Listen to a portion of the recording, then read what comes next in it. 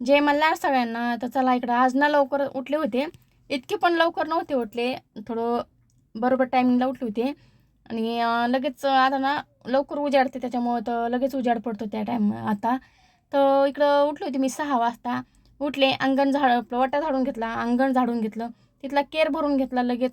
आणि म्हणलं चला लगेच आता तापत ना जारची रूम पण झाडून घ्यावा. तसं ना जारची रूम मी रोज नाही झाडत, कधीतरी झाडत असते 2-4 दिवसाला. जारची रूम झाडून घेतली आणि लगेच जार पण भरून घेतले. आणि मग अंघोळ केली, पोरींना अंघोळी घातली आणि इकडे लगेच स्वयंपाकाला लागले. तर स्वयंपाकामध्ये मला नुसतं आज सुक्कं फिक्कं बटाटा करून द्यायचं होतं सिद्धीला.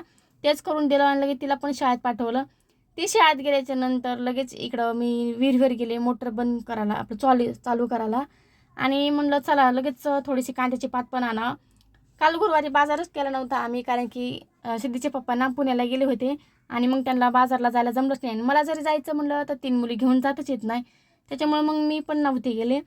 तर आज त्याने ना येताना मस्त असं कलिंगड घेऊन आले होते. तर तेच इथं मी ना कट करून घेतलं आणि तसाच मला उपवास पण होता आज. त्यानंतर डायरेक्ट मी संध्याकाळचं शूट करायला घेतलं. दुपारचं मग थोडा वेळ आराम केला, व्हिडिओ अपलोड केला, एडिट करणं ते त्याचा टाईम जातो. इकडं देवपूजा करून घेतली आणि म्हणलं चला संध्याकाळचा टाईम झाला आहे, चहा तर पहिली पाहिजे. लगेच चहा पण करून घेतली. चहा झाल्याच्या नंतर लगेच स्वयंपाकाला लागले. स्वयंपाकाला मी ना तशी लवकरच लागते, कारण की मुलींना ना लगेच खायची आणि झोपायची सवय आहे. खाल्लं की त्यांना लगेच झोपायतात. कधी कधी तर ना म्हणतात खायला नको, आम्हाला पहिलं झोपायला पाहिजे.